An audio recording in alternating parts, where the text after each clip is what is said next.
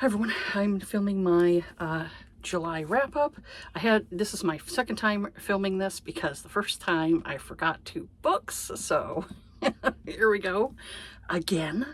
So I got them in order this time. So the first book I ended up reading this month was The Varsity Dad Dilemma.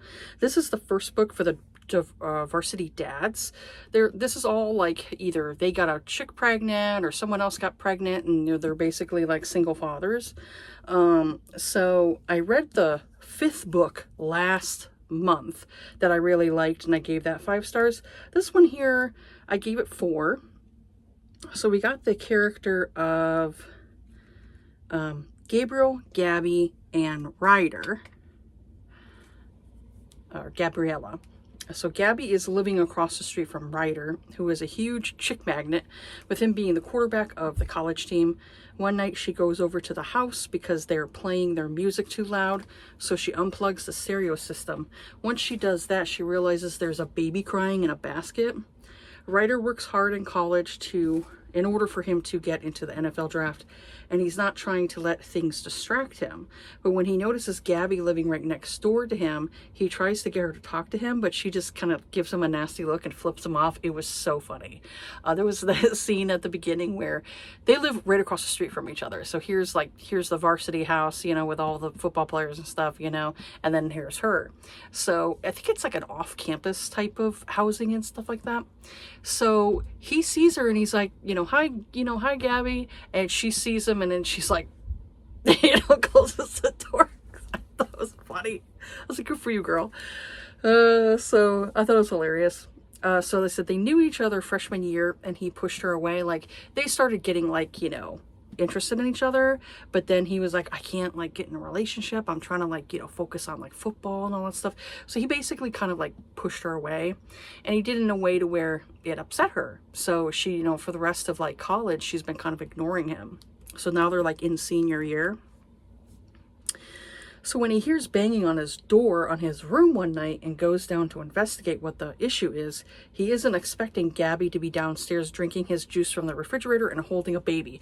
Now, she's drinking juice because she has hypoglycemia, and so with that type of instance, your sugar can drop drastically, and so you can pretty much either pass out or get woozy.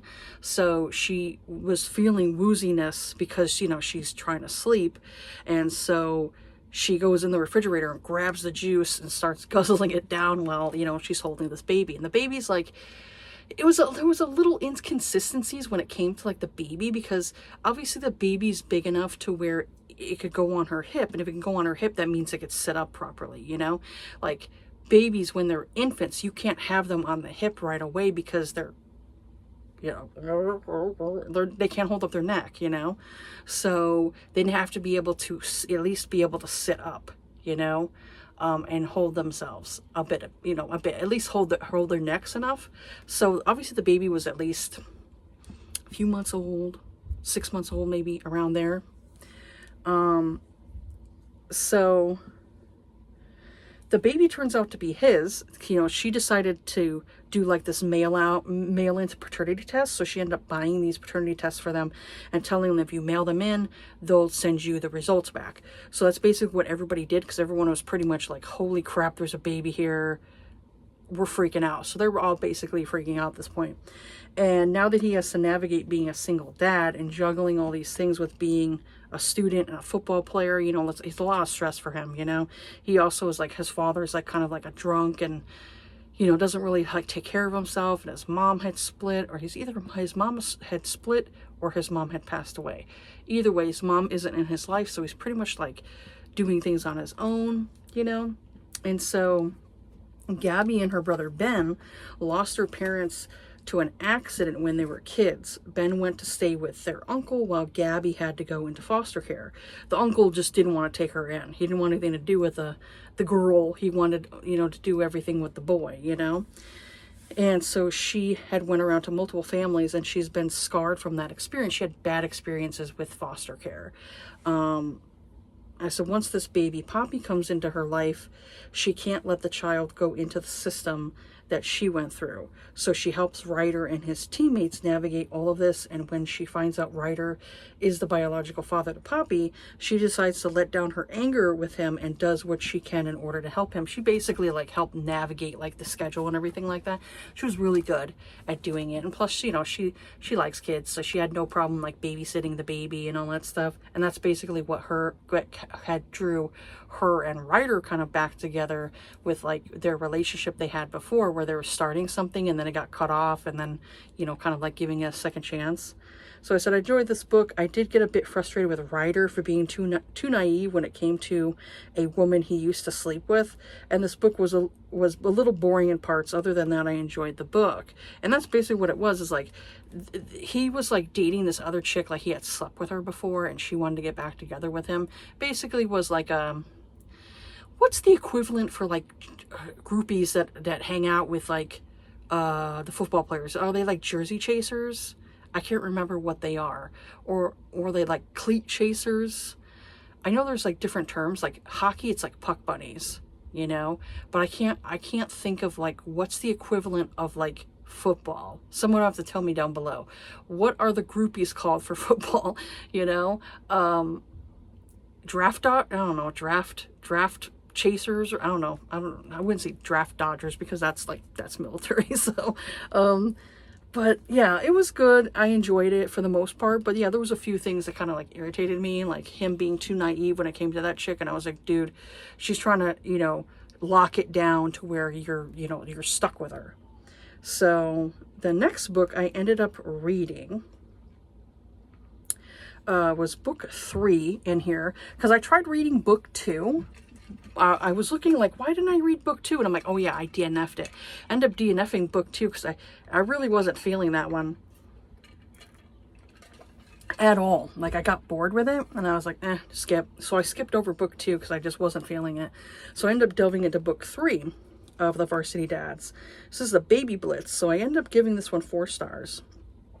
So the characters are Magnolia. She goes by Maggie, and his name is Michael Oliver, but he goes by Ollie. So Maggie and Ollie used to be great friends until Maggie overhears Ollie talking shit about her to her then boyfriend Luke. Her boyfriend breaks things off with her and he moves on to another girl like quickly.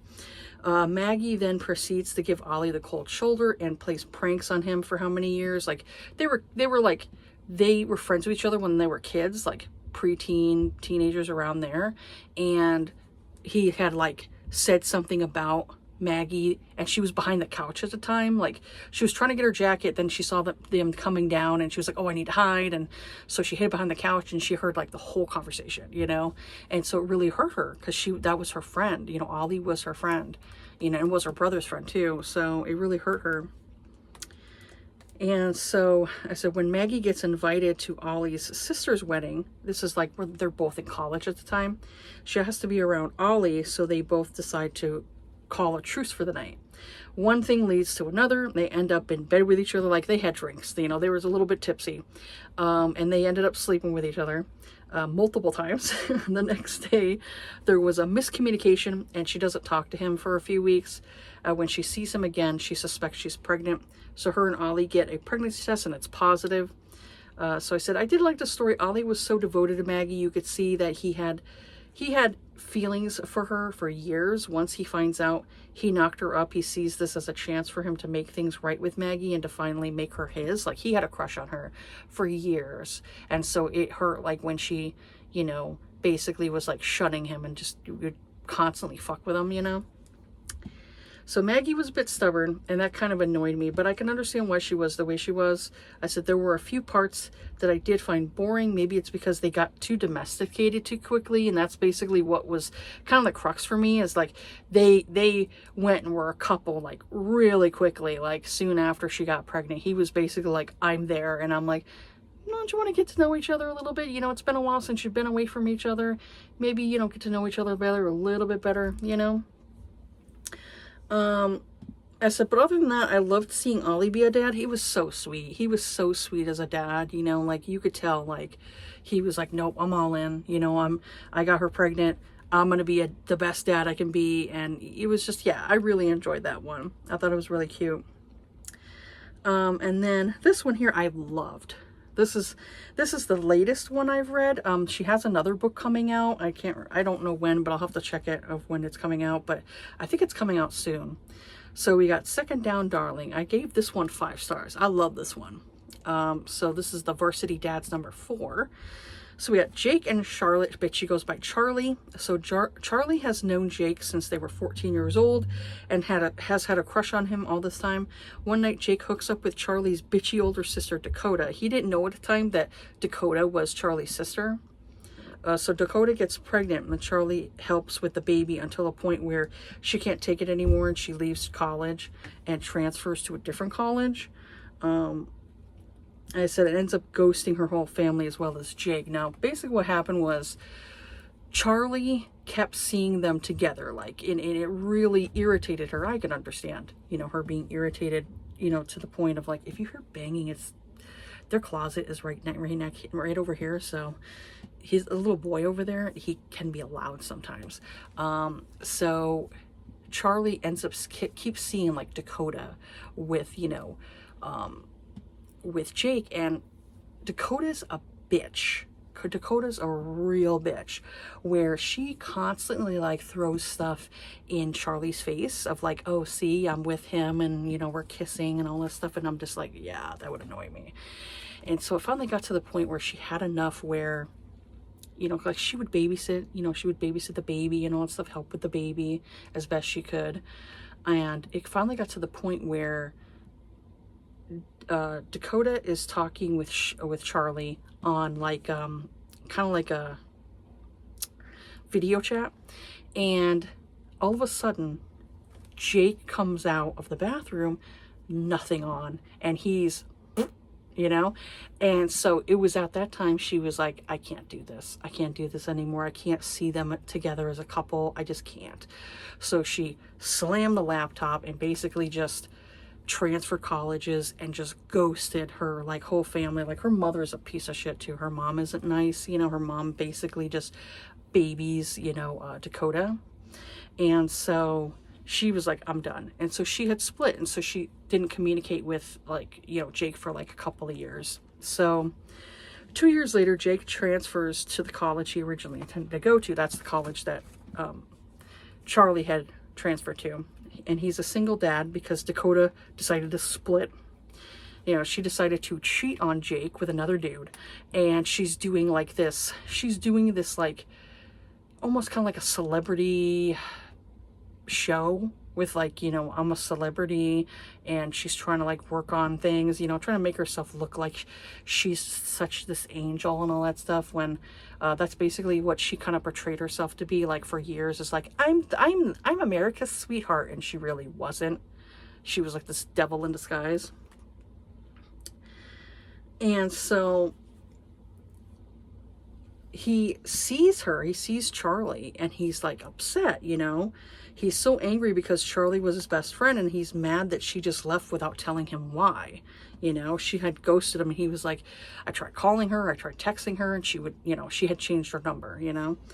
And so one night, Jake sees Charlie's apartment is on fire, and he goes in and he rescues Charlie and her dog. She had a dog and a cat. The cat ends up going missing. They think that cat died, but thankfully no animal deaths in here. So they decide to start over as friends, and their romance begins from there. Like he went and he broke through the glass. Like it was like an upstairs apartment. He climbed up the balcony area and broke through the glass to get to her because he knew she was in there. And it was some kind of like electrical issue that caused it. I think it was caused from the downstairs neighbors. They were like doing something, and it caused the fire. And so he broke in, got the dog, managed to get the dog down to like the fire department, and then he had grabbed her and then basically jumped off the second floor. And I was like, good for you, dude. I was like, that was heroic. And I was like, I love that, you know, he saved her. So it's such a sweet story. So you could see how much Charlie loved Jake and his son, and she wanted what was best for them. Once Jake figures out that Charlie had a crush on him, he pursues her like he always wanted. Like he had a crush on her too. And so it was like finally like oh wow, you know, I had a crush on her, she had a crush on me, I want to pursue this, you know. I said the thing that annoyed me and where I identified with was the fact that Dakota was a major biatch and only cared about herself, and she would constantly backstab her own sister so that it benefited her. I said her character reminded me so much of my own sister, who has backstabbed me how many times in the past. So I really felt for Charlie and the things she dealt with when it came to her family. Like, I try not to be too, I try not to be like spread out too much information like TMI, but my sister has like tried to sabotage past relationships of mine. Like she has gone and like said things like to one guy like, oh, I can give you a better, you know, than my sister, I can be better in bed than my sister, type of thing. Yeah, you know, a guy told me that, like one guy I was dating, he was like, your sister said this, and I was like, because my sister very much is like, you know, blurts out shit, you know, like she is very socially awkward. She's always been very envious and jealous of me growing up. I have no idea why. I have no idea why, but she's always tried to backstab me in the past. Like my husband, when him and I first started dating, my sister had said something like, oh, you know, he said that I'm better looking than you. And I was thinking to myself, you lying bitch. You know, I know you're lying. And so I talked to my, you know, husband, you know, boyfriend at the time, about it. And he was like white, sheet white. Like he could not believe she said that. He was like, what? I would never say that. And I was like, I know, because my sister is that way. My sister's a chronological liar. She will constantly lie to people. Right now, like she is lying on Facebook about like, oh, she's such a great mom. And I'm like, that's not the case. So yeah, so my sister is a nightmare. So I like with Charlie, I'm like, oh my God, I so identify with this poor girl. All Charlie wanted to be was just a sister to her sister, and Dakota was just a complete nightmare. So I love that story. I thought it was really great. I mean, you know, I love the way like Jake and, you know, Charlie were with each other. Like they, you know, had feelings for each other. And then, you know, her seeing her nephew again after how long, and, you know, wanting to have a relationship with her nephew. I thought it was really sweet. You know, it was really cute. I really enjoyed that one. So the next one I read, this one took me a couple months to get through because I started it in April, but I lost interest in it, and I decided to kind of like just try to get through it, you know. So I started it back up this month, and so I gave it a 3.5. So this is Snowed In with the Viking by Lucy Morris. So we have the characters of Embla and Runner, also Sten, his dog. So this takes place in like Viking times and all that stuff. Obviously not real Vikings, because we don't want to be around the real Vikings. We know the history of the Vikings. So yes, this is obviously a, you know, nicer version. I'll just say that. Embla is watching her nephews when they get lost in the woods. She guides them back, but she ends up getting lost in a snowstorm. So Runner rescues her and brings her back to a cave he was staying in.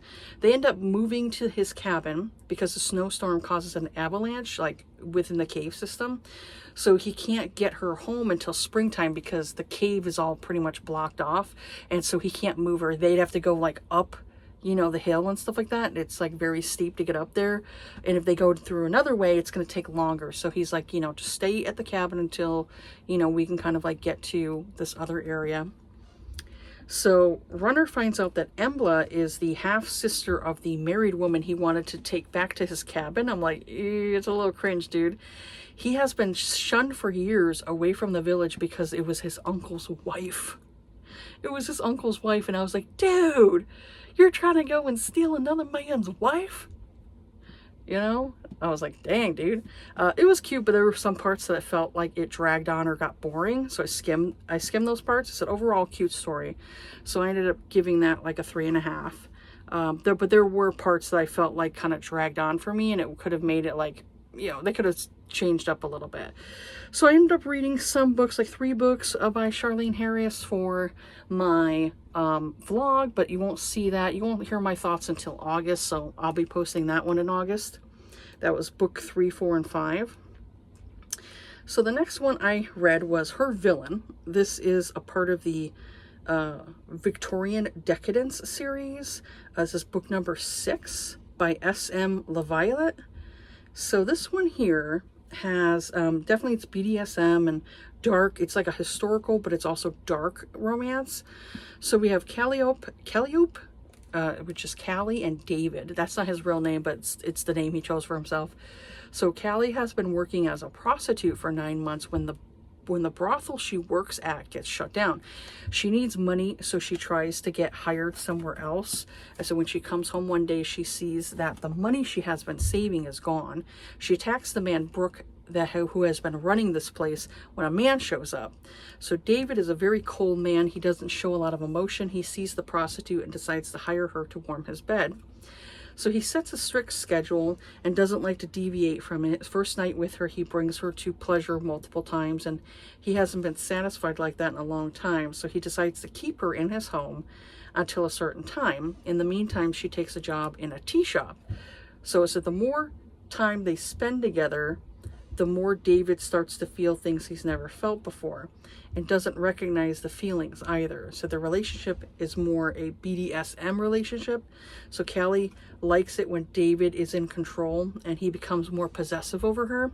Like it's gradual. Like the more times he spends with her, the more he's like starts to feel things for her he's never felt before, which I thought was really sweet, you know, seeing like him open up to her.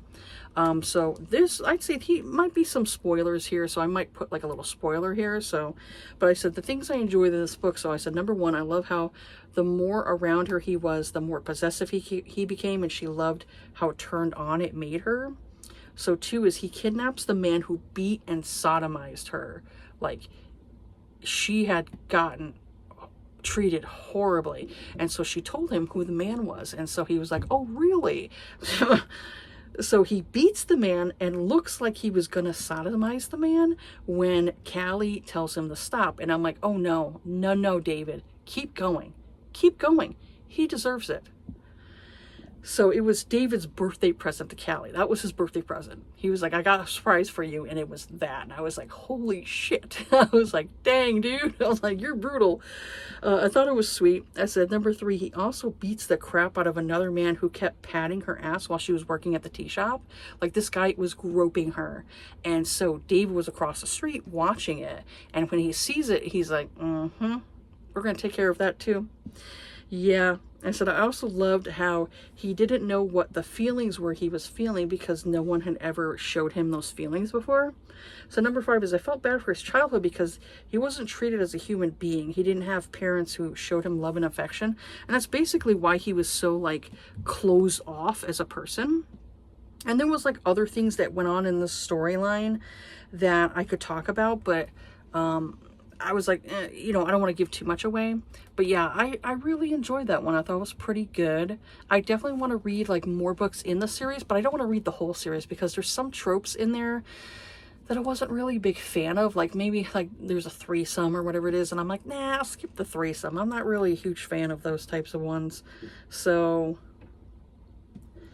the next one, I won't talk too much about this one because I wanted to kind of like give the author like, you know, I wanted to up the rating a little bit for her because I actually know her, so I don't want to be like too harsh on my criticisms of her for her book. So I ended up reading Quid Pro Quo by, I think it's Nina Campbell, and so I ended up giving this like a 3.5. I rounded up to 4.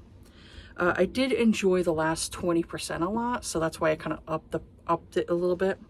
So the content warning was, there's CNC in here, so CNC is like consensual non-consent. There's attempted sexual assault in here, and there also is extortion and bullying. So the characters are Nicholas and Justine. She goes by Jay. So Nick and Jay meet when he's 10 years old and she's 14, when his rich father marries Jay's stripper mother. And so it's basically them like through like at least a few years, 3 or 4 years, where they're kind of like step siblings. And the more Nick is around Jay, the more he starts to feel things for her. Like, he started off at like 10, and then 12, it's like you kind of like have that inkling of like you might like girls like that way, you know, in that way. And then he got to about 14 or 15 where he started like feeling feelings for her, you know. And so there were like times when he was really little, like when he was around 10 or 11, 12, she would have him sleep in the bed with her because he would have like times like he wanted like a hug or something like that, because he clearly didn't get the affection that he wanted like from his father, because his father was a piece of shit. And so he wanted some kind of affection. So, you know, his little older stepsister, you know, would kind of give him a hug and, you know, would let him sleep next to her. Which I'm like, I don't know if that's appropriate, but I mean, she wasn't doing anything bad to him. So, you know, I think, well, that's okay, I guess. And so, what happens is he starts feeling things for her at like 15 and 16. He tries to kiss her at one point, and she's like, whoa, what are you doing, kind of thing, you know. Like, I've had that with like younger boys. There'd be boys that maybe like are 2 or 3 years younger than me, and they're trying to kiss me and stuff like that, and I'm like, whoa, back up, little man, back up. I've had that with like a few instances where I'm like maybe like 14 or 15, and then the boy's like 12, you know, like maybe 12 or 11, and they're like trying to like kiss me and stuff like that, or like grope me in a way, and I'm like, whoa, back off. No, don't do that. You know, like even at then I would be like, no, you're not touching a girl without like asking her, you know. So even then I knew about like consent and all that stuff. So yeah, I had little boys trying to, you know, I had one who was peeping on me one time when I'm like 16 at the time, and I saw somebody like behind, like I had those blinds, it was like a flat blind, and so I noticed like there was a silhouette behind the blind because it's daytime, and I'm like, wait, what is that? And I lift up the blind, I'm in like my towel, I'm covering myself, and I lift up the blind, and there's this boy staring, trying to stare and see, being a peeping Tom through my bathroom window. And so I was like, hey, and he ran off. I was like, oh, you little boys trying to, you know, come on. So something happens to where Jay's starting to get these weird inklings from the stepfather. He's starting to get creepy with her. And to the point of like, when she gets out of college, he's basically telling her that, hey, I'm going to marry you. And she was like, what the fuck? You know? And so he basically cuts her off from accessing credit cards. She couldn't get a job. Every time she'd go for a job application or a job like interview, they wouldn't want to hire her because that motherfucker was trying to keep her from like doing more for herself. So she managed to have like, she had this jewelry, because throughout the years, like he would buy her stuff, like buy her tennis bracelets and all this like expensive jewelry and stuff like that to drape over her neck. Very much kind of like had that like possessive vibes of like, I own this. And I'm like, oh my God, that guy was a prick. That guy was a prick. I wanted to, like, you know? And so she goes and takes the jewelry and she pawns it. Smart girl. So she managed to, like, get away. And she basically just ghosted the whole family and started doing stuff for herself. And then years later, Nick manages to get in contact with her. And basically, like, goes and blackmails her and tells her like he will expose photos, even though it's not really her, but it's a woman that looks like her. And so he goes and he gets, you know, with her, and they kind of like start having this relationship. It's very much a BDSM relationship. He has more control over her. It very much is like, has a lot of like CNC, to where the point of like, it borders a little bit more on like sexual assault than it does on, you know, the other way.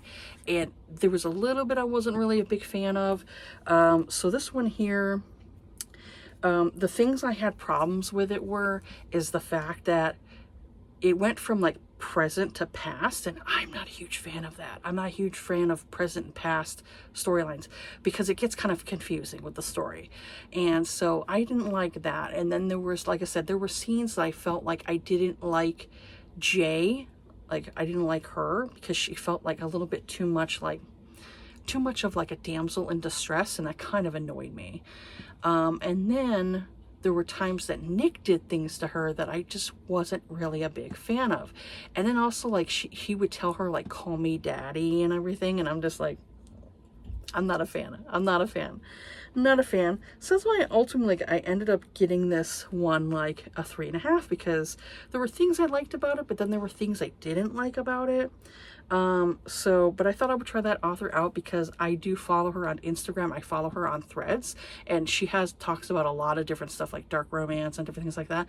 So I like having conversations with her. So I wanted to like, support her in any way I could by reading her book, and so I went and I had borrowed it from like Kindle Unlimited, and so I liked it for the most part. Like I said, there were things I liked about it, but then there also were things I didn't like about it. So it's kind of like, back and forth a little bit. So the next book I ended up reading, and I enjoyed this one. I didn't love it, but I did enjoy it. So I ended up reading Broken Beginnings by Cleo Evans. This is Citrus Cove book 1. So I gave this 4 stars. And so there's a content warning for there's murder, there's battery in here, there's gun violence, bullying, there is consensual non-consent in here, there's breeding kink in here, and there's also exhibitionism, like, he likes to go out in public and, do things. So we got Haley and Cameron. He goes by Camelot. So Haley is living in Baltimore when she witnesses her neighbor being murdered. She straight up saw her getting murdered. She tries to help the woman, but she dies. So before the killer flees, he tells her that she's next. Fearing for her life now, she decides to head back home to Citrus Cove. It's a small town in Texas. So she goes to stay with her grandmother, Honey, who raised her, and her sister, Sarah. She bumps into Cam, who she's hated for years. He used to bully her all the time, and she really wants to avoid him, but he's grown up and he apologizes to her for being such an asshole to her. So they quickly get sexually involved with each other, and while they fall for each other, a killer is still out there stalking her. So I said I enjoyed this book. I did feel like Cameron and Haley got together way too fast. They did, especially with the relationship, the hate they had for each other, like, when they were younger. She forgave him too quickly, in my opinion, and I wanted him to grovel a bit more. Also, I felt like this had insta-lust, and I would have appreciated it if they held off a little longer with having sex with each other. I said, other than that, I'm looking forward to the next book in the series. And that's basically what it was. Like, at the beginning, like, he is a major douchebag. He is a major douchebag to her. Like, he would constantly tease her. Like, her mother, I guess their father had split. And so the mother got so depressed that her mother self-deleted. And so it's basically her and her sister Sarah who were by themselves. So their grandmother, Honey, had raised them, until they basically got older. And so he would constantly throw in her face like, oh, your mom's not around, your mom's dead, or whatever it is. And I'm just like, what a fucking asshole. What a douchebag. So one night, it was at the beginning for the prologue, one night, she goes to this party, her sister's telling her, come to the party and all that stuff, and she's like, fine. So she goes to the party, and there's the douchebag Cameron, and he gets kind of like up with her, and she's like, man, fuck you, leave me alone. He pours beer on her head. Beer on her head. Luckily, his older brother beat the shit out of him, and I was like, good, he needs his ass kicked for bullying her like that. So he had actually gone to therapy. He had actually grown up, gone to therapy, and realized the things that he was doing, obviously it was to compensate for something else. It was obviously to compensate for something else. And he obviously liked her, and I never like to give girls that type of advice. I never want to give females that type of advice and tell them like, oh, well, the boy, he only is teasing you because he likes you. And it's like, no, do not tell girls that. Do not tell girls that if this man treats you like shit, it's because he likes you. Don't give that advice, because a man can treat you with respect if he likes you. Does not need to treat you like shit. So he basically like was telling her, like, when they finally see each other again and he's trying to like converse with her and have a conversation, he gives her a job at his he works at this bar, and so he owns the bar, and so she basically gives her a job there. And so she's like, you know, not wanting to like have anything to do with him. She's trying to remain civil. And he's basically like, what can I do to prove to you I'm a better person, that I'm not that same person, you know? And so he bends down and she pours the beer on his head. And I was like, good. That's what he deserves. Honestly, he needed to kick his ass kicked in the pool. I mean, it's something, because he was a douchebag when he was younger. So I'm glad that he matured and he growed and he evolved as a human being. So my youngest wanted to show me a picture she drew. So the next book that I am going to talk about, this one here, I tried physically reading twice and I could not get through it. So I eventually listened to Choosing Theo. This is Clecanian #1 by Victoria Aveline. So I gave this a 3. So I first DNF'd it, and then I edited it, and I reattempted to read this around July 9th, and then I ended up DNFing it again. So I ended up reading this, or I found this on AnyPlay, which is a audiobook app. And so I went and finally was able to get through it. So I gave it a 3.5. So there was content warning for attempted reproductive insemination and attempted sexual assault. So Jade and Theo. So Jade is abducted from her home and is kidnapped by these lizard-like creatures. They drop her off at a planet with 2 moons and a lot of greenery. A creature approaches and she sprays him with a sleeping mist. Like, she sprays from behind her. She doesn't see who the creature is. She sprays and runs because she doesn't, I don't know what the fuck it is. I'm getting the fuck out of here. So it was something that she had confiscated from the lizard people before they had put her on this like little egg like machine. I think it was like maybe like a pod, and they shipped her off to the, you know, planet. So she runs to these tall buildings that look like a city. So she's rescued, and the people of that planet, the Clecanians, are an intelligent species, and they look similar to humans, like humanoids, but they have bigger eyes, and they have other features about them that makes them like stand out to where they don't look like normal humans. And they tell her that because she was taken illegally, because Earth is a Class C species planet, and they don't fuck with us because we're still learning technologies and stuff that they're way far advanced. Like, they're a Class 2, we're Class 4. So they make it illegal to where aliens cannot come here and like abduct us and stuff and take us off. So she remains on their planet, has to remain on their planet for a year with a resident who can look after her and protect her, because if they try to bring her back to Earth, they're like violating like laws and treaties and things like that, and they don't want to start like a, you know, international, you know, what was it they use in like Men in Black, international incident or something like that, you know? So that's the way I thought about it. It's like Men in Black kind of thing. So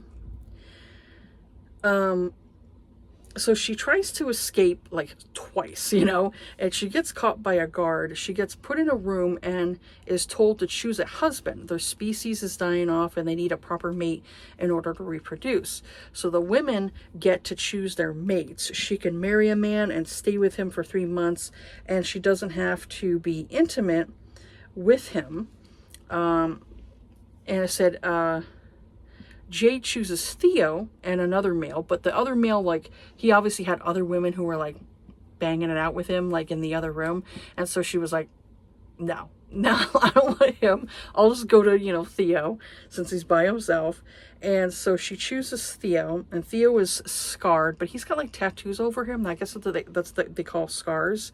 So Jade thinks he's handsome, and so she goes through the tests and has things fixed on her body. Like, they basically said like they can make her look perfect. Like, if, like, for me, I have like scars and stuff, like I don't know where it is, right? I have to look at myself. I have like a scar somewhere over here, like when I had injured my eyebrow. And I have like, you know, different stuff like going on in my forehead. And then also I got like scars down here from like past pimples and things like that. So, I mean, obviously they could take away all those imperfections. And they lifted her boobs and made her boobs more perky. And I'm like, man, can I have that? I will gladly take that if it makes the girls perkier, you know, because every year you get older, they sag long and long and long, you know, they just keep going longer and longer, you know, to the point I'm like, I'm gonna be sitting on those bitches when I'm 80. So, the women get to choose their mates. They can marry a man and stay with him for 3 months. She doesn't have to be intimate with the man, and she doesn't have to sleep in the same bed as him. They can have separate beds. So Jade chooses Theo, and so they go through all the tests and fix her body. So Theo can't believe that someone wants to marry him. So he believes that she's a spy. For a good while, he believes that she's actually a spy. He doesn't believe that she actually would be willing to marry him because he's so like scarred and just insecure and all that stuff. So when he finally sees Jade, he's like memorized, because he was like blindfolded for a little bit. Like he was attracted to her smell when he first was introduced to her in the room, but he was blindfolded, where, you know, she was able to touch him. He wasn't supposed to touch her. He ended up grabbing her and was like smelling her, and from there it's like he kind of was attracted to her. So he's extremely attracted to her. They come to realize that they're true mates, and it doesn't, oh dang it, I hate when that happens with with the review, as it doesn't fully go down. I can't get it to go down. But that's basically what it was. There was other stuff that was going on. Like I said, there were other things that were going on when it came to the planet. You know, like there was some people that were doing bad things, and so they were kind of like discovering those people. So it was interesting, but I'm like, I don't know if I want to continue on with like the series, because it just was like okay.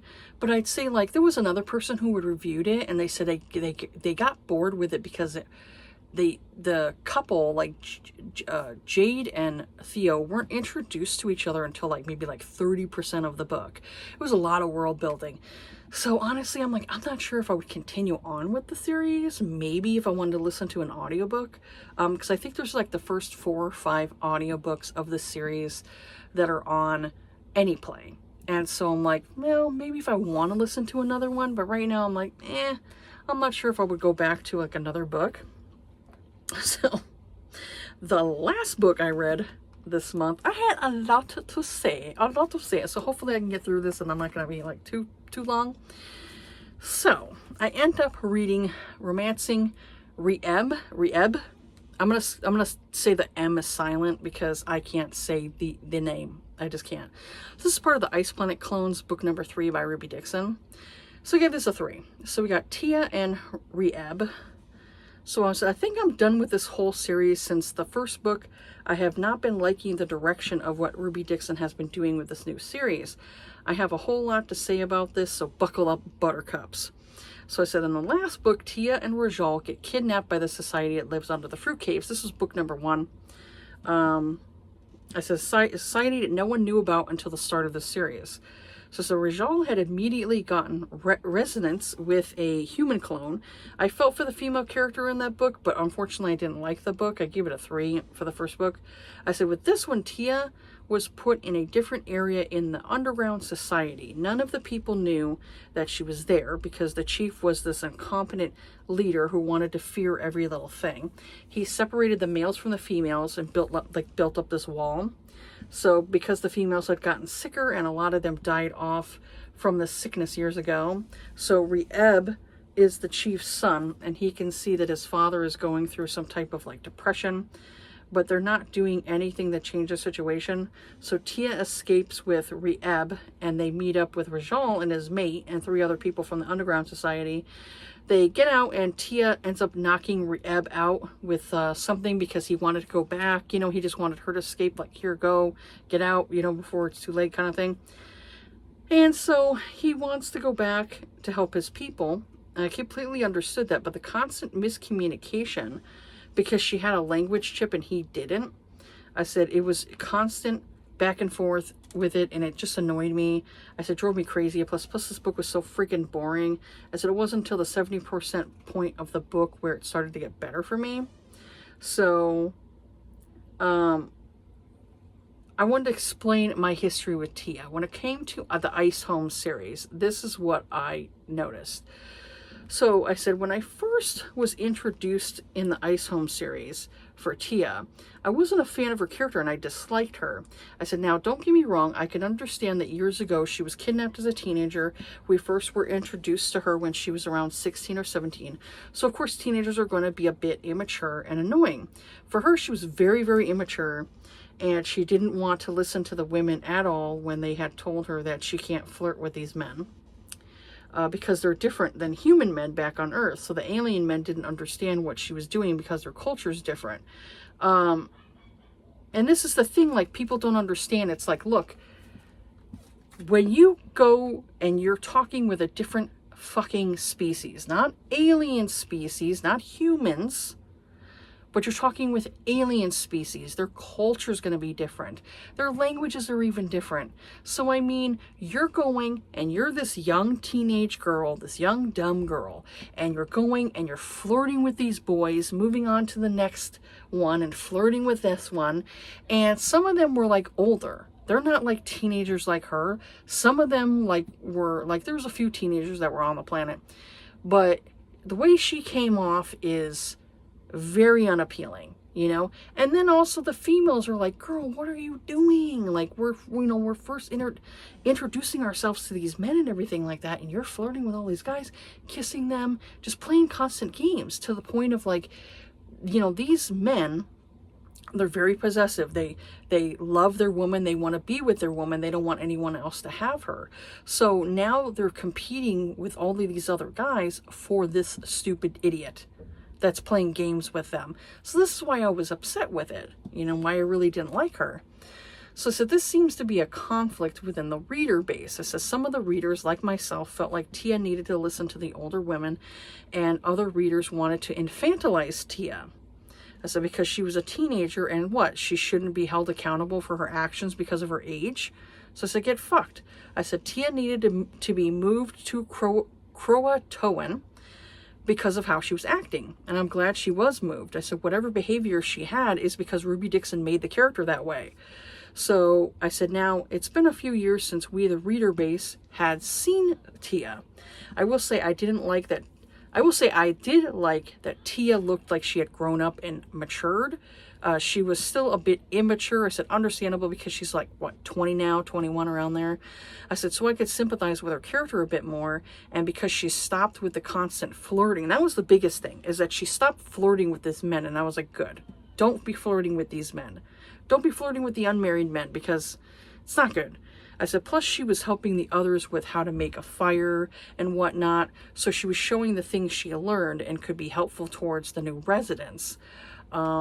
So I said, but now that she has matured enough, I didn't like the direction of this story. I said, I felt bad for Tia because all she wants is a man who wants her for herself. So when Reeb sees her and says she's beautiful and seems to be obsessed with her, I liked seeing that for her. But his freaking duty to his stupid father really annoyed me. I can understand that he wanted to protect his people, but there needed to be a better communication to where he could tell her that he wants her there with him in the underground, and he wants her to stay to help build a better society and then what they have now. None of that happened until the 85% point of the book. You know, but by then I just wanted the book to end. So unfortunately, it made Tia still look a bit immature because she wanted him, but it looked like he didn't want her enough, and then it made it to where she looked selfish and he looked noble, wanting to go back to help his society. So it still made her look like the bad person, you know? And so there was a part at the 85% point where the author tried to get us, the reader, to sympathize with Tia, when Ruby Dixon should have done that towards the beginning of the freaking book. I said, this section here. So it says, quote, do you know I was sent away from the Ice Home tribe? I was young and I flirted with all the single guys and they flirted back. The attention was so nice. God, for the first time I felt like the center of the universe. But then they also got jealous of each other and started fights. So I was sent away because they decided that guys that hunt and contribute were more worth keeping than I wasn't. Because that's the whole point of the planet. You have to serve some type of service. If all you're doing is flirting, you ain't doing anything, of course they're going to ship you off somewhere else. I would too. My voice grows bitter, and I realize that yes, I'm still resentful of the entire situation. I haven't forgotten, haven't forgiven. I went to Croatoan and lived with strangers, and they were so lovely and kind to me. The people in the other area were strangers to her. She didn't grow up around them. She was dumped at the same time as the other lady. So how was it any different over there? I didn't understand.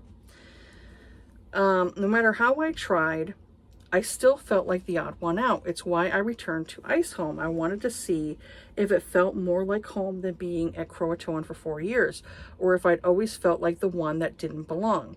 It was wrong of them to reject you, Riem tells me fervently. Any male would be proud to claim you as his mate and have you at his side. I shake my head. I don't know if he'd understand about my childhood of boarding schools, of summer camps away from home, and nannies because my parents were never around.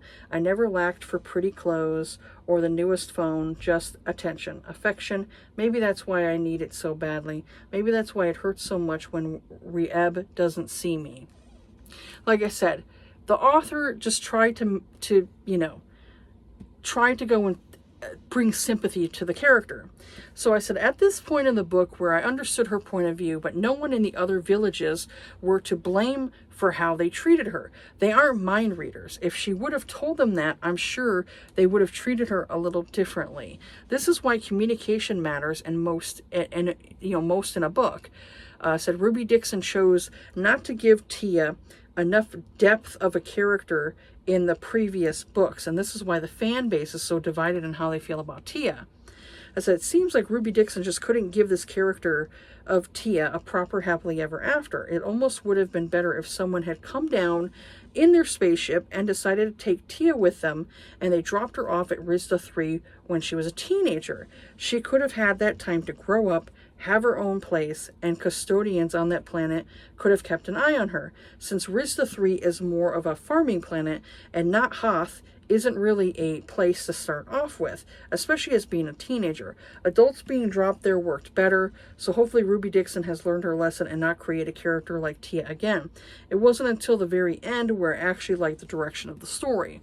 And that's how I felt. I felt like if Tia had gotten dropped at Rizda 3 instead, I think it would have been a better time for her as being a teenager and, dealing with all of the stuff that goes along with that, with being a hormonal teenager when it comes to I'm by myself and everything like that. It would have been better if say someone on Rizda 3 had taken her in, like an older woman, and kind of was there for her. I think it would have been better. Tia would have been better there, and I think she would have matured and grown from that. Where here it's on a ice planet, the way the aliens there were a little bit different than how they are on Rizda. Rizda, they're a little bit different, because they're I don't know. I want to say a little more civilized for the fact that they are living in a farming, planet, where Ice Home, you're dealing with a lot of cloaks and killing off your own meat and things like that, where it's kind of a different type of thing. It's a little more barbarian than it is, say, on the planet. So I honestly think she would have been better off there, and she would have grown and matured a little bit differently, and instead of them kind of pushing her off to different areas, and it's it's not like she grew up with these other women. So I don't understand why the author had it to where it's oh, well, I felt alone. And it's but you all had basically come from the same shipment, of humans, it's not like they actually knew each other that much, So it's she's just upset because she got pushed off to the other village. And it's honestly, it was the best thing for her. She said they were nice to her. So it's what's your problem? You would have had more problems with the other one. If you were at the other one, you would have had more problems. So that to me, I was no, I'm not going to feel sorry for her. She did stupid shit. She has to learn from her mistakes. Instead of going and giving that fucking excuse of well, she's a teenager. She's a teenager, so she should get away with murder. She's a teenager, so she should rob a bank. she's a teenager so she can go and steal constantly and get away with it? No, that's not how our laws work. You know? So it would be the same thing here. Whatever behavior she does, she needs to be corrected. You need to chastise her and say, no, you don't act that way. You know? And people want to infantilize this girl? No, I fucking hate that as women. As women, I see other women do that. Where one minute we are equals to a man, and the next minute you want to infantilize us and treat us like we're a fucking perpetual victim. I hate that. I've never treated myself as a victim. I've been in situations where things have happened to me, bad things have happened to me, not sexualized, but, you know, I've had some bad situations, like, you know, not very good situations when it comes to a few men, you know, treating me badly. But am I a fucking victim? No, I'm a survivor. I've survived the incident. I've survived situations of feeling, you know, not so good, you know, as a female, feeling like, you know, not so comfortable around this particular person, you know? But I'm not a fucking victim. I'm a survivor. I've survived it. I've gotten through it. I've learned from those interactions with people to make it to where I can handle maybe those interactions again, or handle them in a different way, that type of thing. But when you go and you infantilize a woman and treat her like a perpetual wilting flower victim, it doesn't get anywhere. You know, it doesn't get anywhere. You cannot go and have a woman be treated any differently than how a man would be treated. If a man assaults a woman, he goes to jail. You know, if you have the evidence and he goes to jail, he's gone. What happens with a woman if she assaults a man or molests, you know, sexualizes a boy underage? Does she have the same jail time? Nope. I mean, shit. Look at the case of Mary Kay Letourneau and her man she ended up with. He was fucking 12 when she started sexualizing him. 12. Why is it any different for females? Stop fucking infantilizing women. We're supposed to be equals to a man, right? Stop fucking infantilizing us. It's so annoying. And I see other women do this. No. Stop fucking using this as an excuse to get away with shit that a man wouldn't. That is not feminism. That's not feminism. Feminism is being equal to a man, not being above a man. Not being superior to a man. That is not feminism. That's toxic.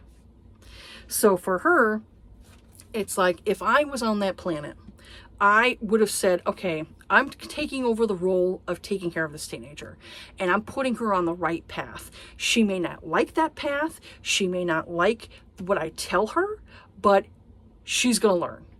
She's going to learn you don't flirt with these men. They're a different species, a different culture. You don't go and force your ways onto a different culture. That's not how you do it. That's not how you do it. And the fact that there's people who go and treat Tia different because she's a teenager. No, 16, 17-year-olds know the fucking difference between right and wrong. They do. That's why when you have 16 and 17-year-olds commit heinous fucking crimes, they get tried as a fucking adult. That's what happens to them. You know, you think that they're supposed to get away with it because, oh, they're kids. 16, 17-year-olds, they're close to adult. 18 is legal adult. 16-year-old commits a crime, a fucking heinous crime, they should go to jail. So yeah, for me, it's like with her, don't treat her like a fucking baby. You know, it's the infantilization of females that annoys the fuck out of me. I know I have strengths and weaknesses as a female. I know that there's going to be a lot of guys out there who can physically overpower me because men are physically stronger than women. Especially now with me being overweight, I don't have a lot of, I need to go and like start toning up and everything like that. But women are usually weaker physically than men. Women usually overpower men mentally by manipulation. A lot of women do that. So, for me, I'm like, stop doing this with female characters. Stop making excuses for female characters. If female characters do bad things, you need to give them the same fucking criticism as a male character. If a hero does something bad, am I going to criticize him? Fuck yes, I am. Because he should be better than that. But the same thing goes for the heroine. She should be better than that. Be better. You know?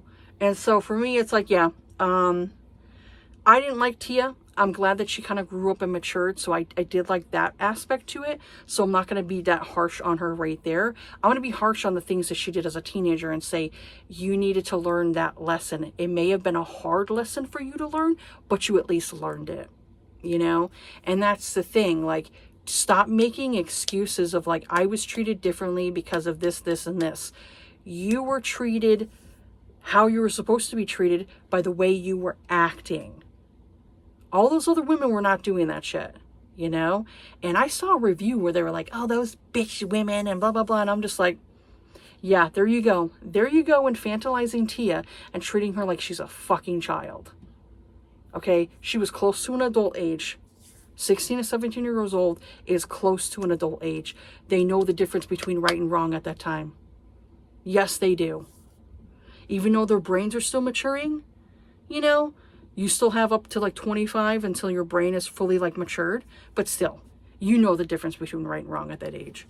So yeah, I had a lot to say about this one because there was a few things that I didn't like the way that Ruby Dixon had push the story. She even said like she didn't know what to do with that character. I'm like, yeah, because you created that character to act a certain way and then you wanted her to like be lovable, and it's like, no, when you go and create a character like that that's unlikable, it's going to be hard for people to separate, you know, fantasy from reality, you know, when it comes to that, you know. So yeah, I'm done with that series. There was another series of Ruby Dixon's that I never finished either that had to do with like the Draconian series where it's the dragon shifters end up on the earth. I read like 2 or 3 books of that series and I gave up on it because I was like, I don't like the direction of where it's going, and I didn't care for it. So it's the same thing here. I don't know if I'll read book 4. Maybe, you know, maybe I'll give like one book a chance, but right now I'm like, it's questionable. I think I'd rather just stick with like, she still writes for her Riz the 3 Planet one. I like those ones a lot, so I think I would rather keep reading those, or if she starts up like a new series and does something different, I'll probably check out those ones. But this one here, I'm like, nah, I don't think I want to keep reading this one here. I'm not really digging, you know, the Clone series. It's just not really my thing, especially because the first book was a 3, second book was a 2, and this one's a 3. So yeah, that's pretty much where I'm at. But yeah, that's it for this video here. I'm hoping I can kind of read a little bit more. I'm trying to get through some more of my Sookie Stackhouse books, trying to get through that series, you know, and get that one done. But I'm also trying to get more into some more what do you call it? Because this month I did not read. I wasn't in the mood to read some historical romances, so I really need to like get into some more historical romances and stuff like that. So we'll see what I do this month, what I'm in the mood for August. So yeah, that's pretty much it for here. Have yourselves a good day. Take care of yourselves. Be kind to each other, and I'll see you all on the next video. All right, bye.